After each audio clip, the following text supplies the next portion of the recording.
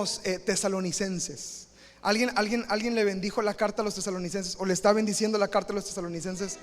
A mí me emocionó muchísimo. Me emocionó desde el contexto de que está reciente nuestro aniversario y hemos estado orando mucho por la iglesia. Hemos estado pidiendo al Señor mucho por la iglesia y que Dios haga cosas entre nosotros.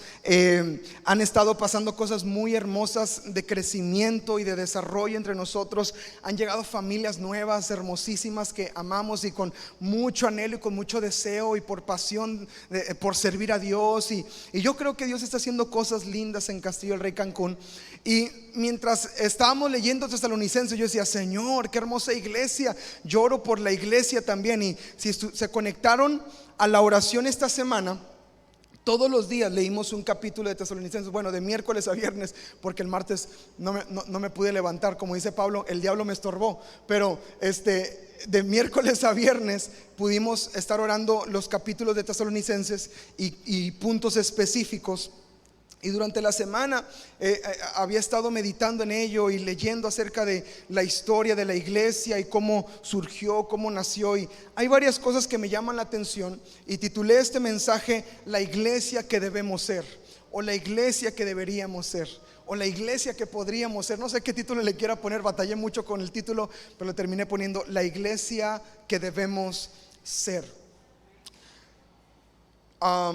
Vi tantos ejemplos en la iglesia de Tesalónica que me bendijeron y dije: Señor, yo oro para que Castillo del Rey Cancún tengamos el mismo corazón que tenía esta iglesia.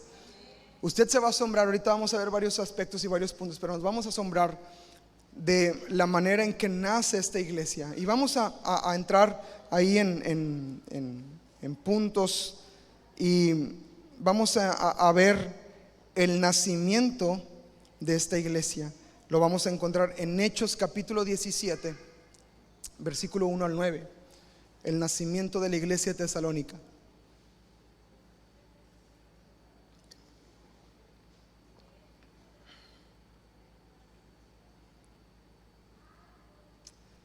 Estoy bien emocionado que Dios me quitó el mareo. Es que se me quitó por completo. Perdón si lo digo todo el culto, hermanos, pero es que estoy bien emocionado. Ay, Señor, gracias. Hechos 17. Pasando por Anfípolis y Apolonia, llegaron a Tesalónica, donde había una sinagoga de los judíos. Y Pablo, como acostumbraba, fue a ellos y por 3 días de reposo discutió con ellos, declarando y exponiendo por medio de las escrituras que era necesario que el Cristo padeciese y resucitase de los muertos, y que Jesús, a quien yo les anuncio, decía, es el Cristo. Y algunos de ellos creyeron y se juntaron con Pablo y con Silas, y de los griegos piadosos gran número, y mujeres nobles no pocas.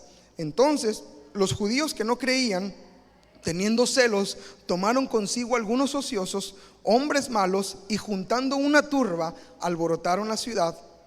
Y asaltando la casa de Jasón o Jason, procuraban sacarlos al pueblo, pero no hallándolos, trajeron a Jason y a algunos de los hermanos ante las autoridades de la ciudad, gritando: estos que trastornan el mundo también han venido acá, a los cuales Jason ha recibido, y todos estos contravienen los decretos del César, diciendo que hay otro rey, Jesús. Y alborotando al pueblo y a las autoridades de la ciudad, oyendo estas cosas, pero obteniendo fianza de Jason y de los demás, los soltaron. Y después en el siguiente versículo dice que Pablo y Silas y Timoteo, que estaban ahí con ellos, tuvieron que salir de Tesalónica porque no les fue posible seguir en esa ciudad, porque había un gran conflicto.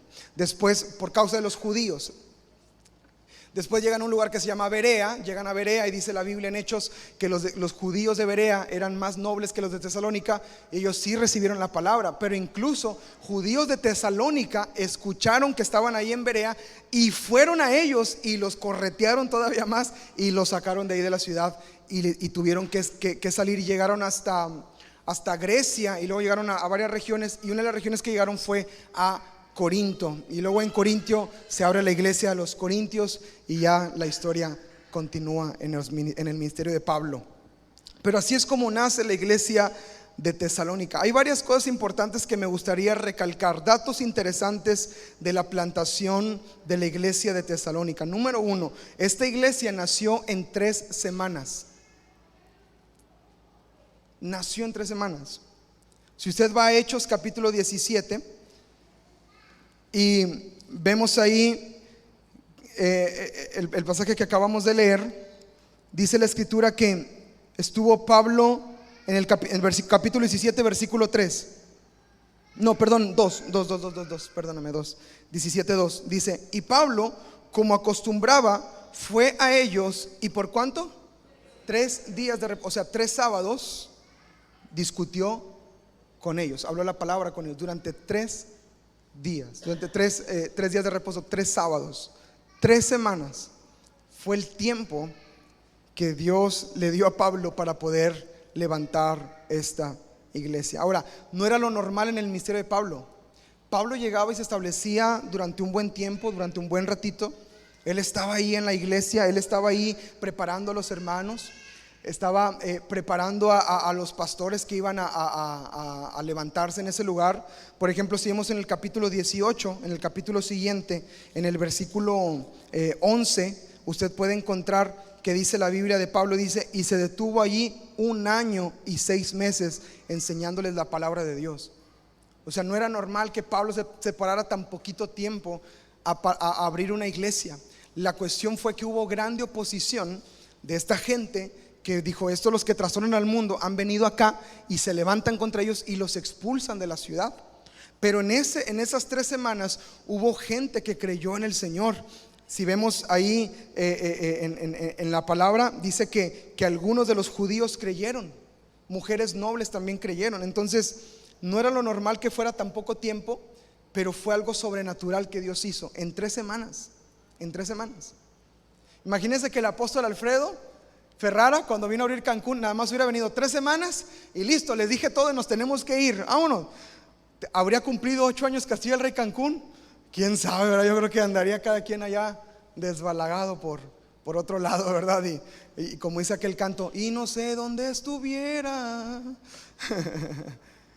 Pero en 3 semanas, qué impresionante. Otro dato interesante de la plantación de la iglesia es que Pablo lo único que les alcanza a predicar es el evangelio de Cristo. Lo que me da a mí la pauta en el versículo 3 de que el evangelio de Cristo es poder de Dios para salvación, para el que cree. Ahí en el versículo 3 del verso 17 dice claramente, dice: declarando y exponiendo por medio de las escrituras que era necesario que el Cristo padeciese y resucitase de los muertos, y que Jesús, a quien yo les anuncio, decía él, es el Cristo. Ese es el evangelio. Cristo murió, Cristo resucitó, nos dio vida juntamente con él, nos perdonó, nos dio vida también, y él es el Cristo. Él es el Mesías al que habíamos de esperar. Él lo único que predica es el evangelio. Amados, el evangelio es poder de Dios. Es poder de Dios. Mire, hoy en día la gente está desesperada por respuestas. Está desesperada por soluciones. Está desesperada por ver algo en su casa y en su familia. Está angustiada con eso. Pero déjeme decirle algo: el evangelio es poder y puede cambiarlo todo. Puede cambiarlo todo. Métase a la palabra. Métase en comunión con el Señor. Que la verdad del evangelio toque su vida y lo cambie. Porque cuando eso pase, amados, usted se va a asombrar de todo lo que puede pasar. 3 semanas es suficiente para que el poder del evangelio cambie la vida de una persona, cambie la vida de alguien. Tal vez estás orando por alguien y dices: no, es que ese, ¿cuándo se va a arrepentir? Y no, ese no tiene solución. Amado, el poder del evangelio en 3 semanas cambió a toda una ciudad, que hasta el día de hoy podemos ver la obra de Dios en su vida a través de la palabra. Entonces, amados, que tú y yo tengamos ese cuidado importante. También otro dato interesante es que creyó mucha gente. Mucha gente creyó. Es impresionante porque fue una tribulación, una persecución que sufrieron Pablo y Silas, los que estaban ahí predicando. Pero aún en eso mucha gente creyó. En el versículo 4 del capítulo 17, dice: y algunos de ellos creyeron y se juntaron con Pablo y con Silas, y de los griegos piadosos, ¿qué dice? ¿Qué dice? Gran número, y mujeres nobles. Me encanta cómo lo dice Pablo. ¿Cómo escribe? Perdón, Lucas. No pocas. No pocas. ¿Qué significa no pocas? Un montón. Y juntar señoras, no, pues está crítica la cosa. Se juntaron todas. Griegos muchísimos, judíos también, algunos de ellos.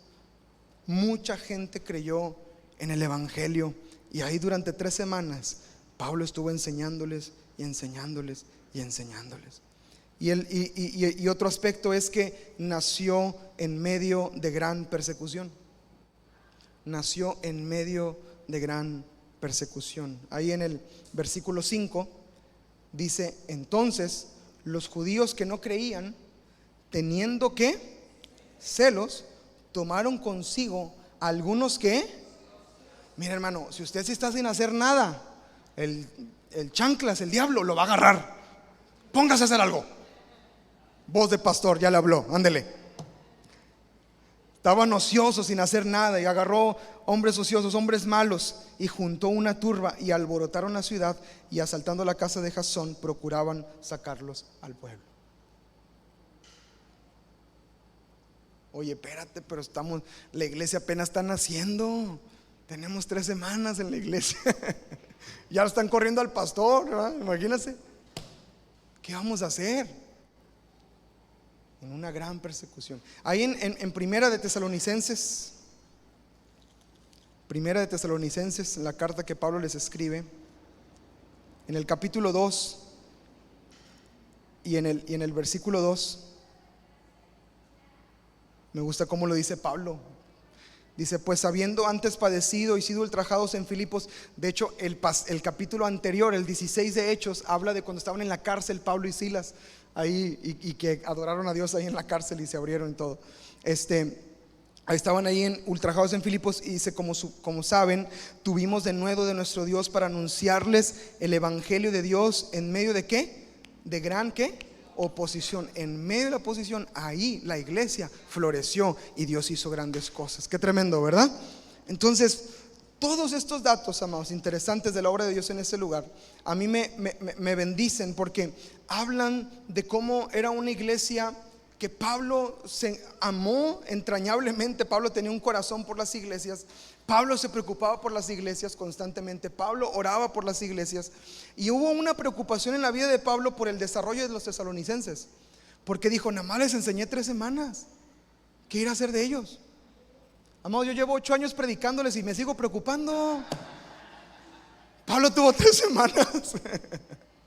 Yo salgo el domingo: Señor, por favor, que algo les haya caído. ¿Cómo oramos por los alimentos en la casa? Señor, que la palabra que fue impartida el día de hoy llegue al corazón de los hermanos en el nombre de Jesús y produzca fruto en esta semana. Es mi oración toda la semana, porque algunos salen y se les olvida. ¿Qué dijo el pastor? ¿De qué habla el pastor? No, pues ya que mañana que lo suban a YouTube, ahí lo vuelvo a ver qué dijo. Imagínense, 3 semanas nada más. Entonces Pablo se preocupó y dijo: ¿qué habrá sido de la iglesia? ¿Será que el evangelio y lo que les hablé y lo que les di habrá sido suficiente? Y andaba Pablo ahí. Hay un pasaje, no lo apunté, perdóneme, pero está en Corintios. Y dice, Pablo relata cuando estaba ahí en Corintios con ellos, y dice: cuando estuve entre ustedes, dice, estuve con grande angustia y preocupación.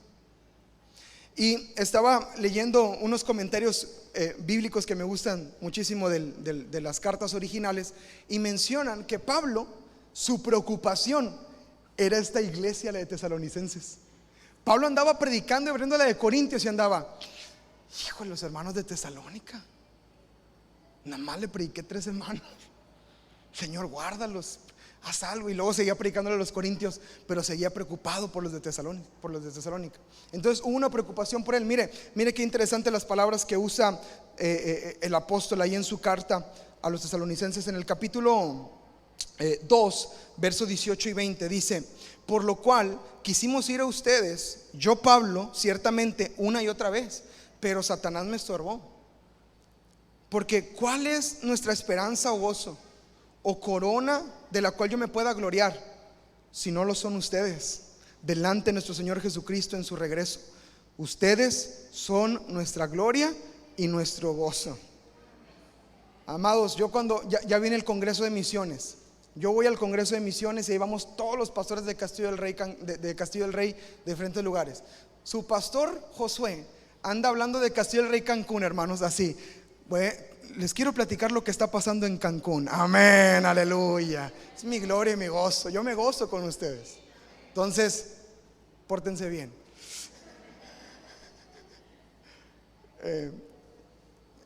Yo cuento testimonio de lo que Dios hace entre ustedes. Y Pablo tenía un gozo y una gloria por la iglesia. Decía, yo me gozo por la iglesia. Pero fíjese en el versículo, capítulo 3, versículo 1. Qué interesante la elección de palabras de Pablo, que dice así: por lo cual, no pudiendo soportarlo más. Estaba angustiado por la iglesia. Señor, ¿qué será de estos? Ahora, no había WhatsApp, hermanos. Son otros tiempos, no había internet. Dice, ay, pues ¿por qué no les llamó? Ay, Pablo, también tú. No, eran otros tiempos. No había la comunicación que tú y yo tenemos ahora, que es instantánea. Es impresionante. Lo que pase ahorita en Londres, en 5 minutos nos enteramos. Por eso el regreso de Cristo ya es inminente, hermanos, porque dice, todo ojo le verá. Y ahorita una noticia en el mundo corre impresionantemente. Y así va a ser el regreso de Cristo. Pero eso es, después les platico, después les cuento eso. No pueden soportarlo más. Acordamos quedarnos solos en Atenas y enviamos a Timoteo, nuestro hermano, servidor de Dios, colaborador nuestro en el Evangelio de Cristo, para confirmarlos y exhortarlos respecto a su fe. Como diciendo, tuvimos muy poquito tiempo, déjenme les mando al pastor Timoteo para que vaya, les enseñe y los confirme en su fe y ver cómo están. Ahí en el versículo 5 le dice, por lo cual también yo, no pudiendo soportar más, Pablo recalca esto, que él no podía soportar. Dice, envié para informarme de su fe. ¿Cuál era su preocupación? No sea que los hubiese, ¿qué dice? Tentado el tentador, y que nuestro trabajo resultase en vano. Si hay un miedo que los pastores tenemos, es ese: que hayamos trabajado y de repente todo se haya perdido. Si hay algo que los padres temen por sus hijos, es que la oración que hacen por ellos, ay, Señor, ¿eres tú?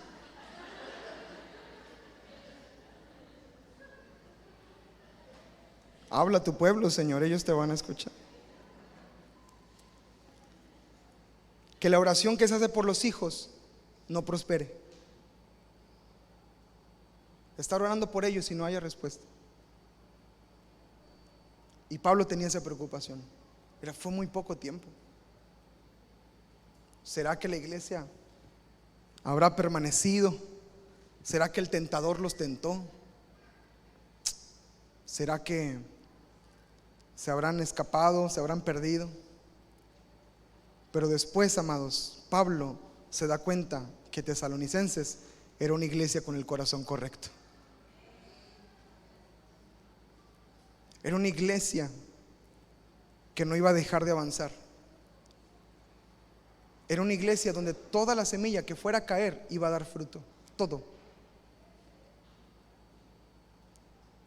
Y se cumple el propósito de la iglesia.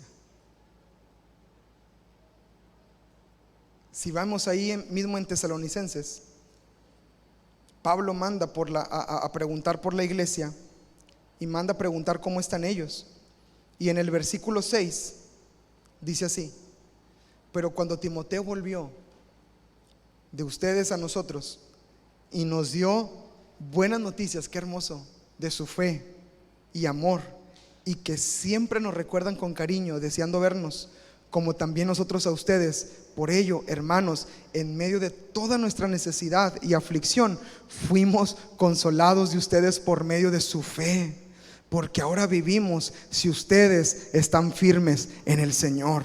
Por lo cual, ¿qué acción de gracias podremos dar a Dios por ustedes? Por todo el gozo con que nos gozamos a causa de ustedes delante de nuestro Dios, orando de noche y de día con gran insistencia para que veamos su rostro y completemos lo que falte a su fe. Esta fue una iglesia que permaneció y tenía fe, tenía amor y estaba avanzando. Con lo que le dieron en 3 semanas, le alcanzó para seguir creciendo a la iglesia.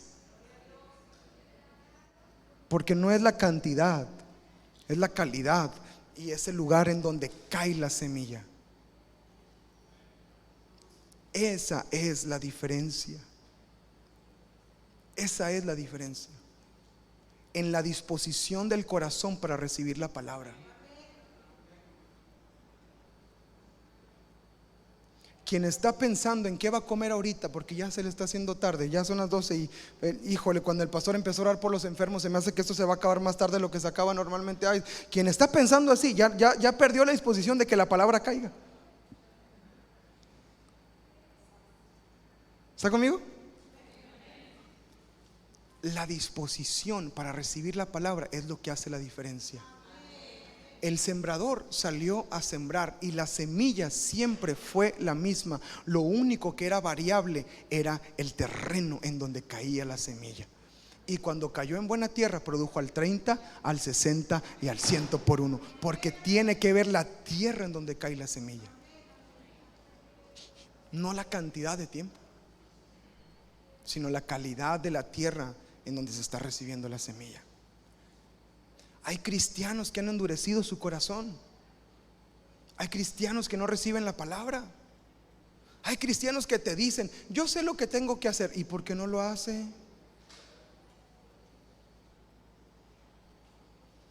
No, es que yo ya sé lo que me van a decir. ¿Y por qué no participa? ¿Y por qué no responde? Porque la tierra no está preparada, el corazón no está preparado. Una iglesia, amados, con corazón correcto es una iglesia que, mire, hermano, si yo le predico de David y Goliat, no, hombre, va a producir un fruto tremendo en este lugar. Si le predico del arca de Moisés, no es el arca de Moisés, es el arca de Noé. Nada más que me trabé ahorita y me confundí. Si le predico el arca de Noé, algo va a pasar en su corazón y el Señor lo va a cambiar, lo va a tocar. Porque la semilla, la palabra, va a producir fruto en una buena tierra. En una buena tierra. Y Tesalonicenses era una buena tierra, amados. Era una buena tierra. Había un propósito para esta iglesia y Dios quería cumplirlo. Me gusta mucho cómo les dice ahí mismo en la carta a los Tesalonicenses, en el capítulo 3, en el verso 12 y 13. Les dice así el apóstol Pablo, esta es la oración. Dice: el Señor los haga crecer y abundar en amor, unos para con otros y para con todos, como también lo hacemos nosotros para con ustedes, para que sean afirmados sus corazones, irreprensibles en santidad delante de Dios nuestro Padre, en la venida de nuestro Señor Jesucristo con todos sus santos. Es la obra de Dios entre nosotros. Irreprensibles, afirmados, creciendo en amor, los unos para con nosotros. Era una iglesia que estaba realmente cumpliendo el propósito. Es más, no se quedaron ahí, amados. Más adelante vemos que de Tesalónica salieron misioneros. Si usted sigue leyendo el libro de los Hechos que escribe Lucas, en el capítulo 20, Hechos capítulo 20, en el versículo 4, habla de otro viaje misionero que hace Pablo y habla de quienes lo acompañaron. Y mire la gente que acompañó a Pablo en el capítulo 20, verso 4 de Hechos. Dice: y le acompañaron hasta Asia. Dice ahí la Biblia, no está todavía, ¿verdad? Sópater de Berea. Y luego dice que también le acompañaron Aristarco y Segundo. ¿De dónde? Goyo de Derbe, y Timoteo, y de Asia, Tíquico y Trófimo. Si alguien no sabe qué nombre ponerle a sus hijos, ahí hay muy buenas opciones. Aristarco y Segundo, ¿de dónde eran, amados? ¿De dónde eran? De ahí, de Tesalónica. De Castillo del Rey, Cancún, van a salir misioneros en el nombre de Jesús. Los vamos a mandar a África, amén, aleluya. Allá con los leones, a ver, que le prediquen a uno, a Tabasco. Tierra difícil. Amados, esta era una iglesia que prosperó, era una iglesia que avanzó. Pero a mí lo que me sigue asombrando, amados, me sigue asombrando, que en 3 semanas, 3 3 días de reposo. ¿Cuánto tiempo necesitamos para empezar a ser la iglesia que debemos ser? ¿Sabes cuál es la mejor respuesta? Con un domingo tengo, pastor. Con un domingo, vámonos. Hay características de esta iglesia que Pablo la resalta en la carta que les escribe. Esta carta, de hecho la carta a los tesalonicenses, ahí les va otro dato interesante, es la primera carta que escribe Pablo. Es la primerita.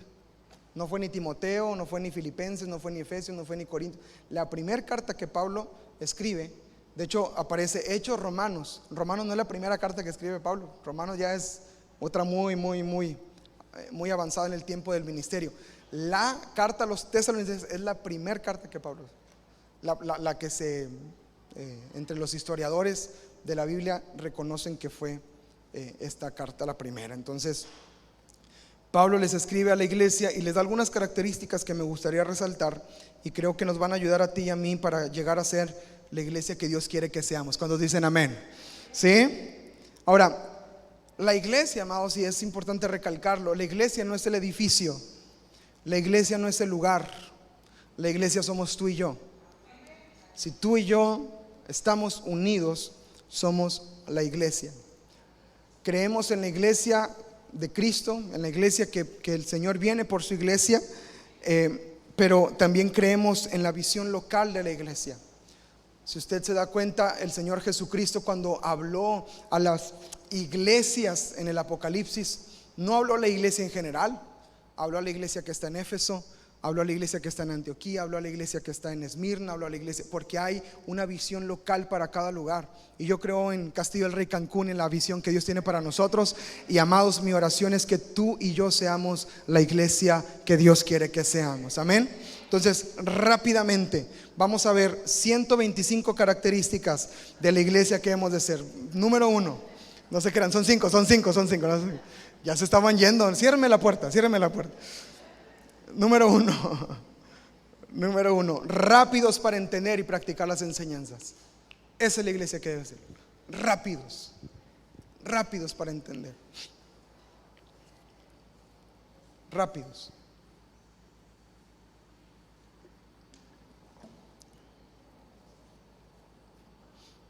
Si tuvieras solamente 3 semanas para aprender todo lo que vas a vivir respecto a la nueva vida en Cristo, solo 3 semanas para recibir las bondades del Evangelio de Cristo, ¿crees que sea suficiente para que te mantengas firme en el Señor por el resto de tu vida? Su silencio me motiva. ¿Por qué? Porque no se trata del tiempo otra vez, sino de la calidad en el lugar en donde cae la palabra. 3 semanas es más que suficiente. Si somos rápidos para entender y rápidos para practicar las enseñanzas. Rápidos. Para poder llegar a ese punto, amados, debemos ser rápidos. Y la clave está en el hacer. La clave está en el hacer. ¿Cuánto del mensaje del domingo? Eso es pregunta nada más así, no diga amén, ni levante la ceja, ni levante el dedo gordo del pie, ¿verdad? Porque y aparte si trae guaraches, pues lo vamos a ver. No diga amén, nada más baje la cabecita así, ¿verdad? No diga nada. ¿Cuánto del mensaje del domingo pones en práctica? Es más, ¿cuál fue el mensaje el domingo pasado? No digas amén, no digan aleluya. Le prediqué a 5 el domingo pasado, pero hombre, esos 5 estuvieron bien avivados. ¿Cuánto del gozo experimentaste esta semana o pusiste en práctica? Esa es la clave. Oigo y hago. Esa es la clave para nuestras vidas. ¿Cuánto de tu devocional de la Biblia pones en práctica? ¿Cuánto de lo que leíste de la palabra de Dios pones en práctica? ¿Cuánto de lo que conoces de la palabra de Dios pones en práctica? ¿Vives de lo que leíste? Podemos tener muchísimo conocimiento, pero ¿cuánto de lo que conocemos lo ponemos por práctica? Yo le escribí varias veces y dice así: oigo y hago, oigo y hago, oigo y hago, oigo y hago, oigo y hago. Y es una respuesta rápida a la obra de Dios. Es una respuesta rápida a lo que Dios quiere hacer y lo que Dios quiere traer en mi vida. Mire, en Tesalonicenses, en el capítulo 5, recuerde, esta es la primera carta que escribe Pablo a la iglesia. Pablo recibe la noticia de que ellos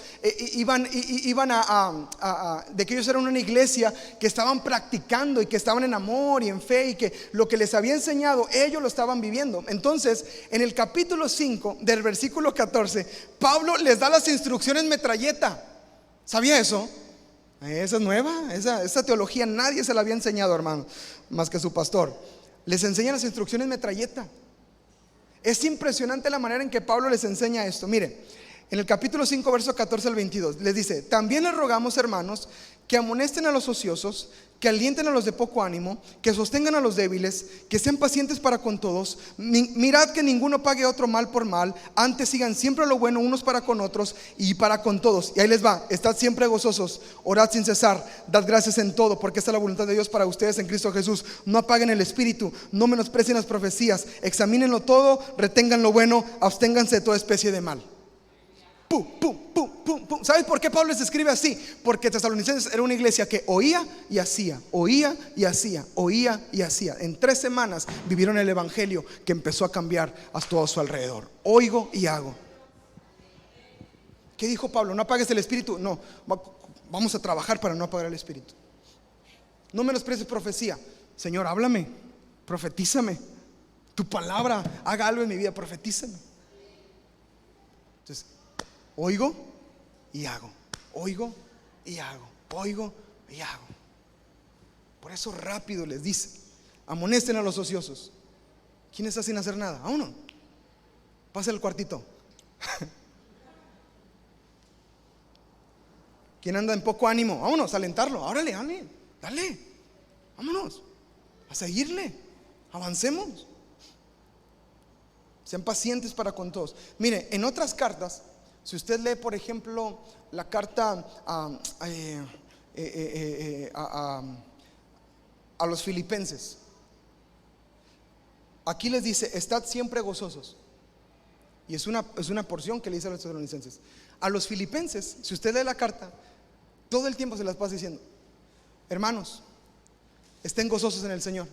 Una vez más les digo: gócense el Señor, regocíjense en el Señor. Y les empieza a hablar: regocíjense en el Señor. Miren, yo, Pablo, les escribo desde la cárcel: regocíjense en el Señor. Y les está diciendo y diciendo y diciendo. ¿Por qué? Porque había un problema ahí en Filipenses que tenía que solucionar en cuanto al gozo en su corazón. Y Pablo atiende esa necesidad en esa carta que les escribe a los filipenses. Pero en la carta que les escribe a los tesalonicenses nada más les dice: estad siempre gozosos. Lo que sigue: orad sin cesar. Lo que sigue. Porque sabía que la iglesia iba a escuchar e iba. La iglesia que hemos de ser es una iglesia que rápido escucha y rápido hace. Rápido hace. No esperemos circunstancias, no esperemos a que algo pase, no esperemos a que algo se rompa, no esperemos. No esperemos, amados. Simplemente respondamos: oigo y hago. ¿Cuántos dicen amén? Número 2, la iglesia que hemos de ser es una iglesia que crece en la adversidad. Si leemos 1 Tesalonicenses capítulo 1 versículo 6, Pablo les dice: y ustedes vinieron a ser imitadores de nosotros y del Señor, recibiendo la palabra en medio de gran tribulación. En medio de gran tribulación. Una iglesia que avanza es una iglesia que cuando las cosas se ponen feas es cuando más crecen. Cuando las cosas se ponen mal es cuando más fe se va a encontrar en la casa. cuando pareciera que no hay respuesta, cuando pareciera que la persecución se levanta y las mismas puertas del infierno se levantan contra nosotros, es cuando va a venir el crecimiento a la iglesia. No hay victoria sin lucha, y Dios nos va a dar la victoria en el nombre de Jesús. Aprendimos esta semana en los grupos en casa, ¿verdad? Que las luchas y las batallas nos hacen más fuertes. Nos hacen más fuertes. ¿A cuántos les bendijo el tema de esta semana? Estuvo bueno, ¿verdad? No se pierdan el de esta semana, no se lo pierda el de esta semana. Va a estar mejor. Lo que trato de decirles es que la batalla nos hace fuertes. La persecución nos hace fuertes. Una de las iglesias más fuertes en el mundo actual, más fuertes y más prominentes y con más avance en el mundo actual, es la iglesia en China. Es la iglesia en China. La que tiene más creyentes, la que tiene más discípulos, y los que tienen creyentes más afirmados es la iglesia en China. Y usted puede decir, no, pues qué trampa, pues son chinos, ¿verdad? No, pues son un montón. Pero ¿sabe cuál es la clave, amados? Que están en persecución. Y la persecución los ha hecho fuertes. Una de las iglesias más grandes llega a los, ay, no les voy a llamar el dato, pero está cerca de los 80,000 miembros. 80,000 miembros. Y se esconden en cuevas y en el bosque para recibir la palabra. 80,000 cristianos, todos convertidos al evangelio, todos predicando la palabra. 80,000. Es la iglesia más grande. No sé quién sea su pastor, pero es un pastor con 80,000 miembros. Debe estar, oh, Dios lo bendiga. Si yo con 130 ya me enfermo el martes.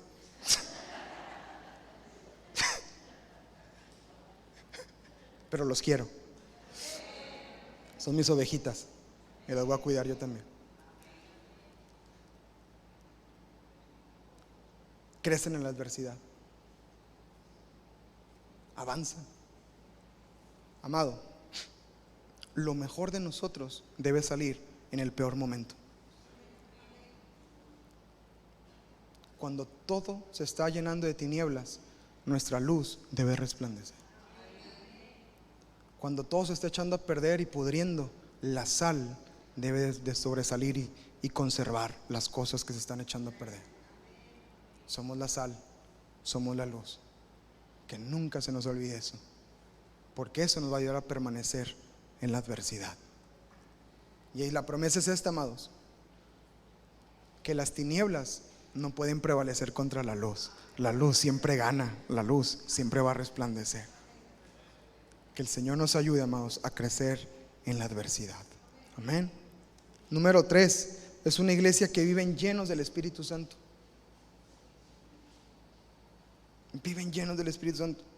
Ahí mismo en Tesalonicenses capítulo 1, en el versículo 6, dice: recibiendo la palabra en medio de gran tribulación, con gozo del Espíritu Santo. La clave del éxito del creyente es la llenura del Espíritu Santo en su vida. Esa es la clave.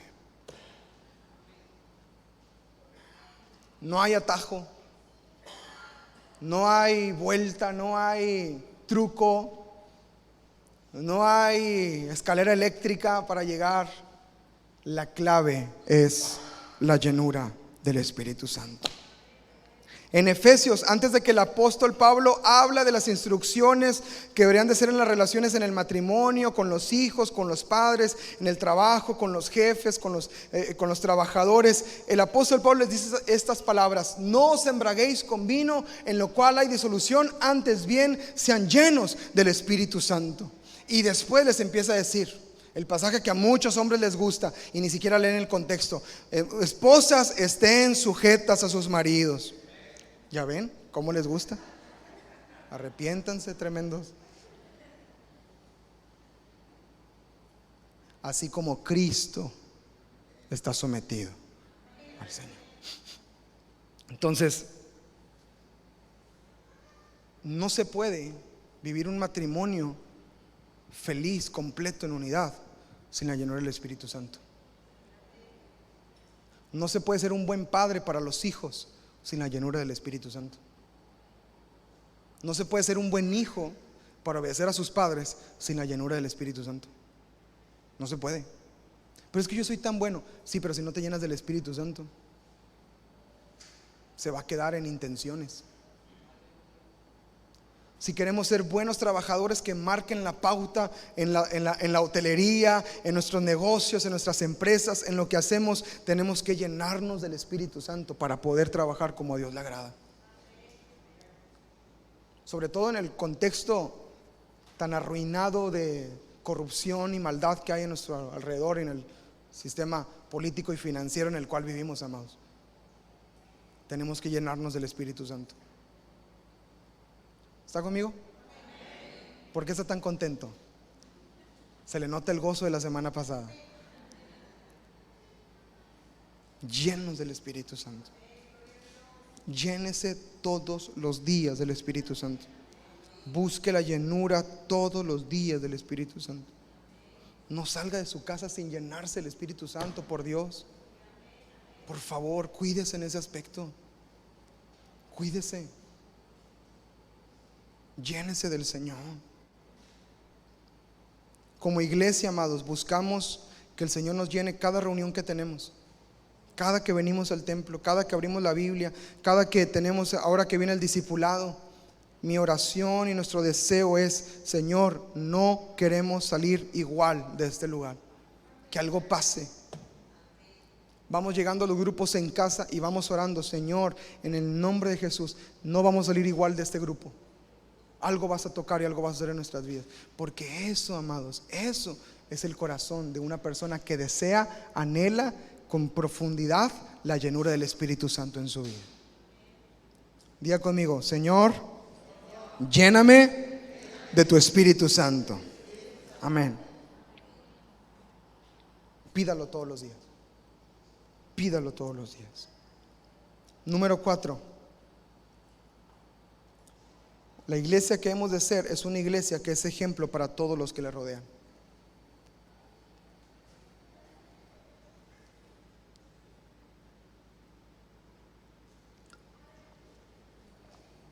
Pablo, en la carta que les escribe, les reconoce, y en el versículo 7 les dice: de tal manera que han sido ejemplo a todos los de Macedonia y de Acaya que han creído.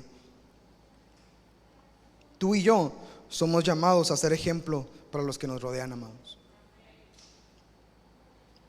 Tú debes de marcar la pauta en el lugar en el que estás.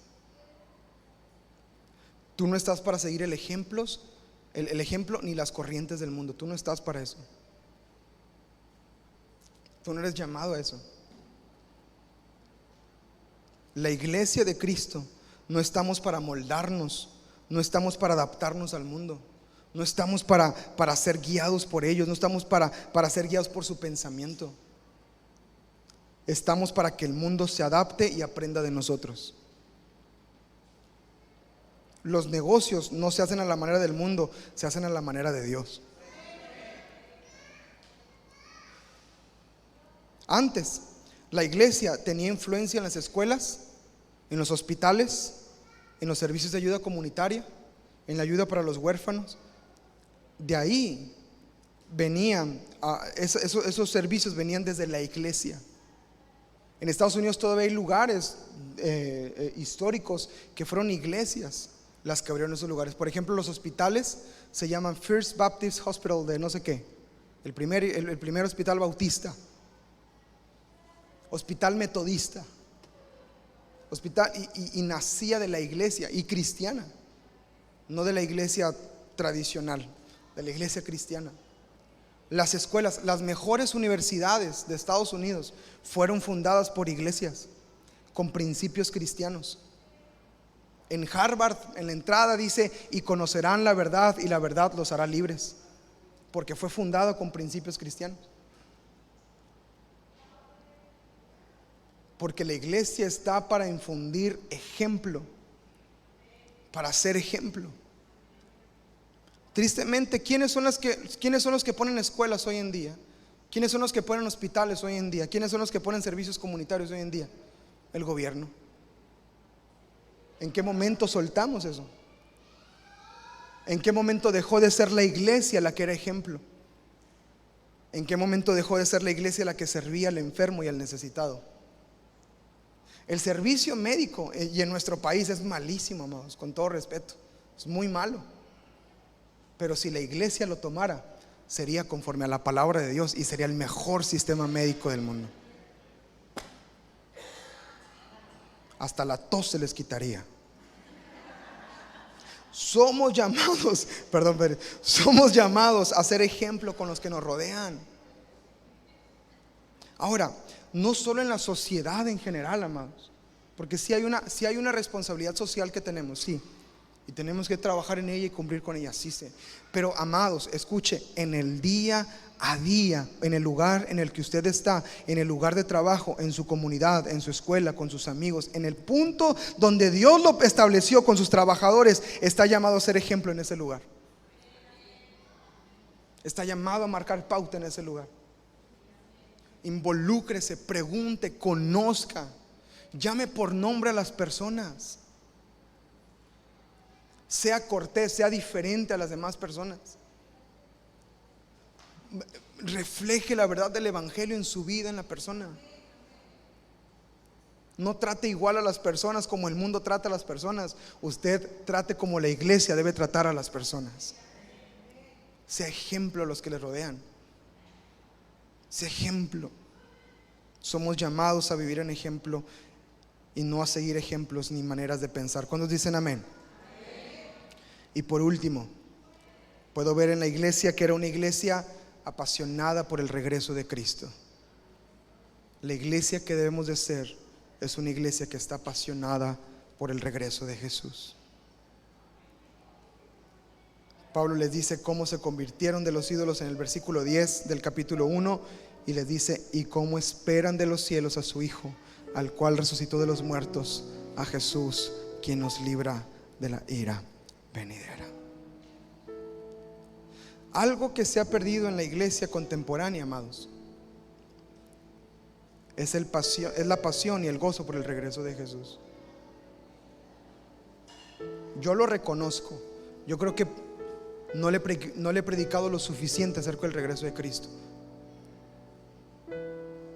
Les enseño, les he dicho que Cristo viene pronto y es algo que creemos.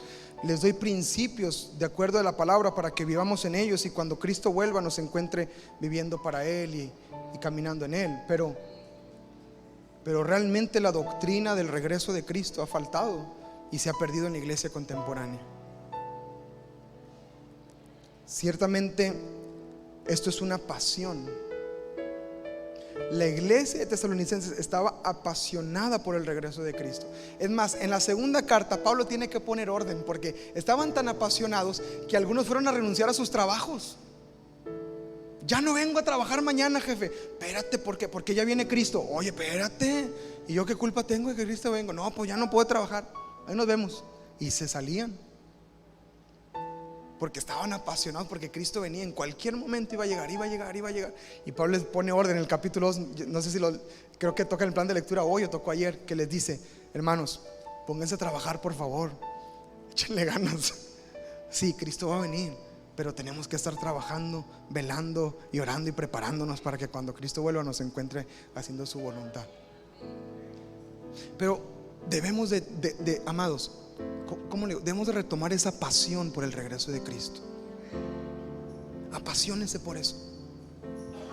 Apasionese por eso. La pastora entró en un estudio de escatología, que es el estudio del fin de los tiempos, y se devora los libros la pastora. Cuando hablamos de Apocalipsis, ¿verdad? En jóvenes, la pastora, que hay una pasión por el regreso de Cristo. Y ella me ha contagiado esa pasión a mí también. Yo estoy también apasionado por eso. Estamos ahí estudiando un diplomado en esa materia, porque es una pasión, amados. Y debe haber una pasión por el regreso de Cristo. Y esta iglesia estaba apasionada por el regreso de Cristo.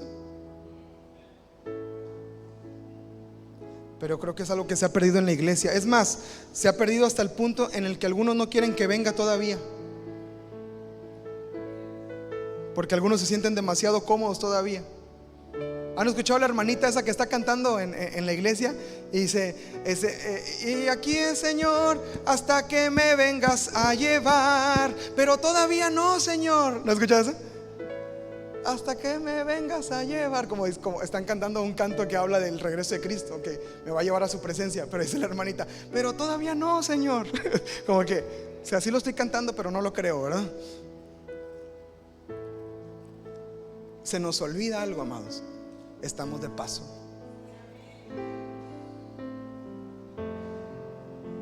Estamos de paso. Esta no es la meta, es la carretera nada más.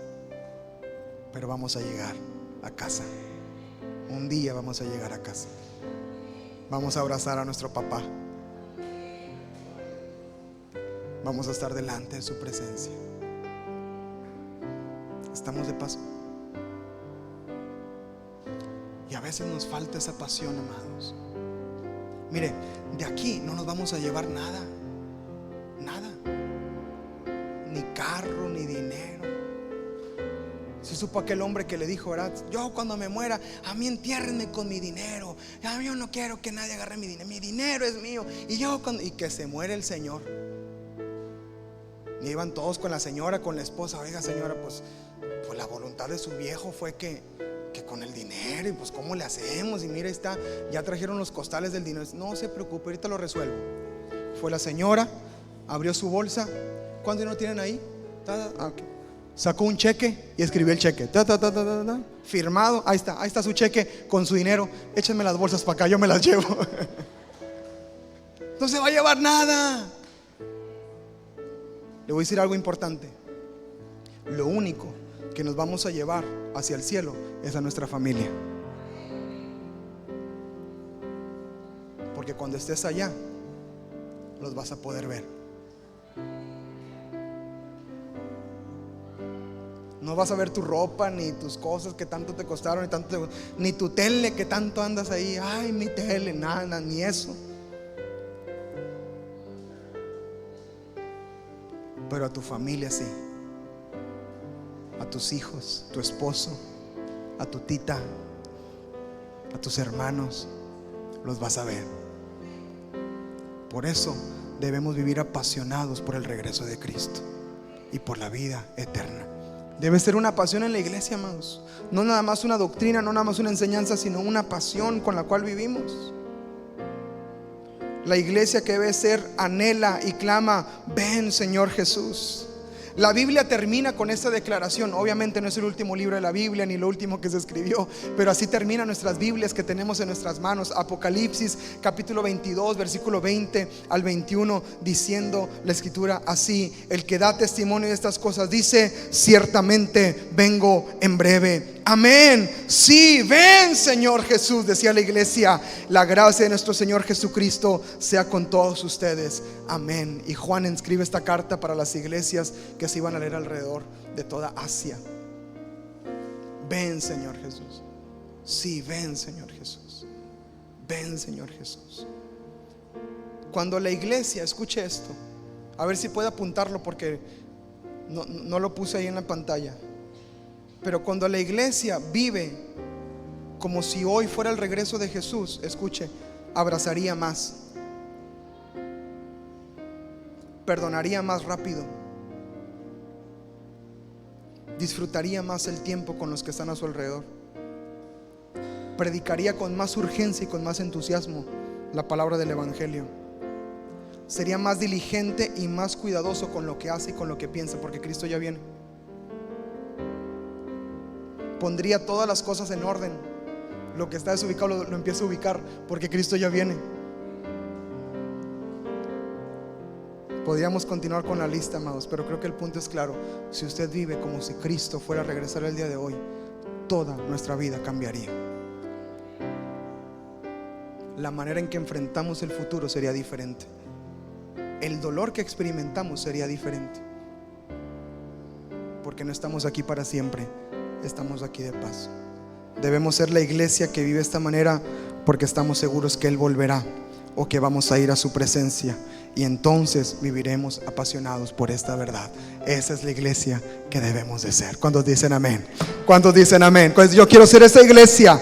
Dígale al Señor, yo quiero ser esa iglesia. Dale un aplauso al Señor de alabanza y póngase de pie ahí en su lugar. Señor, queremos ser esa iglesia, Señor. Oh, sí, Señor.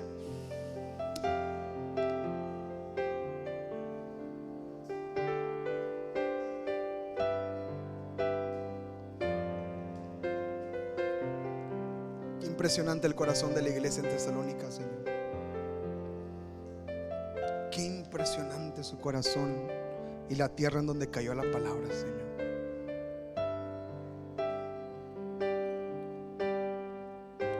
Señor, que ese asombro que nos ha causado esta iglesia, Señor,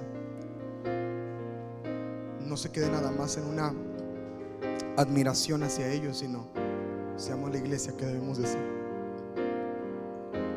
Que las características que tenía esta iglesia las encuentres en nosotros, Señor. Las encuentres en Castillo del Rey Cancún.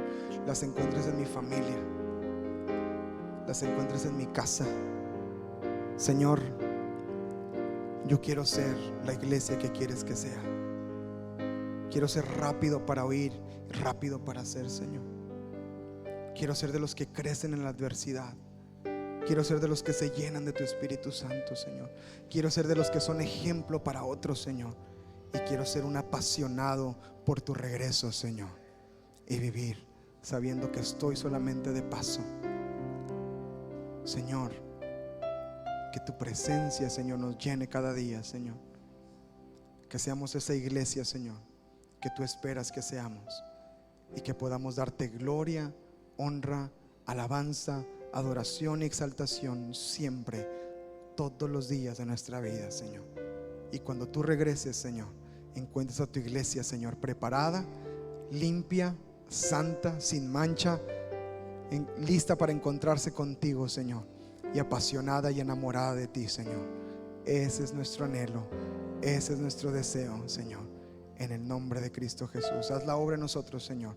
Que comiences a trabajar en nuestras vidas, Señor, y que esas características empecemos a caminar en ellas, oh Dios, y empecemos, Señor, a vivirlas, Señor.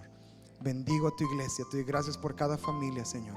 En el nombre de Jesús, bendícelos, llénalos de tu presencia, llénalos de ti, Señor. Que tu gracia y tu favor los sostenga y los levante, Señor, en todo momento, Señor. Dales de tu ayuda y tu fortaleza, Señor, y que lleguemos, Señor, a ser esa iglesia que tú quieres que seamos. Bendice sus trabajos, bendice sus familias, Señor, y que en el nombre de Jesús la obra que comenzaste la perfecciones y la termines, Señor, en cada uno de ellos. Los bendigo con toda bendición espiritual y te doy gracias por sus vidas, Señor, y los pongo en tus manos en el nombre de Cristo Jesús. Amén y amén. Aleluya. Gracias, Señor. Amén.